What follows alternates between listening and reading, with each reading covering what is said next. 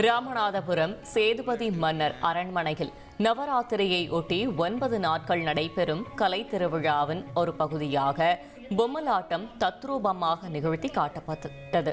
அழிந்து வரும் கலைகளுள் ஒன்றான பொம்மலாட்டத்தை பல தலைமுறைகளாக செய்து வரும் நிலையில் கலைமாமணி உள்ளிட்ட விருதுகளை வழங்கி இக்கலைக்கான அங்கீகாரத்தை அளிக்க வேண்டும் என பொம்மலாட்ட கலைஞர்கள் அரசிற்கு கோரிக்கை வைத்துள்ளனர்.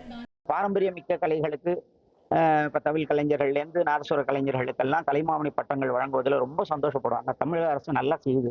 இந்த பாரம்பரியமிக்க கலை எங்கள் தலைமுறை 4 தலைமுறையாக பண்ணுறோம். எங்களுக்கு இந்த கலைமாமணி பட்டங்கள்லாம் வந்துச்சுன்னா எங்களுக்காக நாங்கள் கேட்கல, இந்த கலைக்காக நம்ம பொம்மலாட்ட கலைஞர்களுக்கு கொடுக்கல.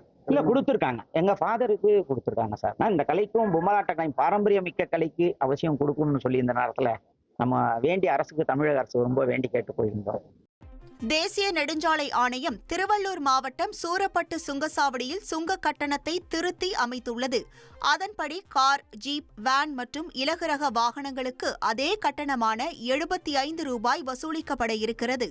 மேலும் மாவட்ட பதிவெண் கொண்ட வணிக வாகனங்களுக்கு 40 ரூபாயிலிருந்து 35 ரூபாயும், பேருந்து, ட்ரக், வர்த்தக, கனரக கட்டுமான இயந்திரம் ஆகியவற்றிற்கு 5 ரூபாய் முதல் 15 ரூபாய் வரையும், இலகு முதல் கனரக வாகனங்களுக்கு 60 ரூபாய் முதல் 450 ரூபாயும், சுங்கச்சாவடியிலிருந்து 20 கிலோமீட்டர் வரை வசிப்போரின் வாகனங்களுக்கு மாதாந்திர சுங்க கட்டணம் 340 ரூபாயாக குறைக்கப்பட்டுள்ளது.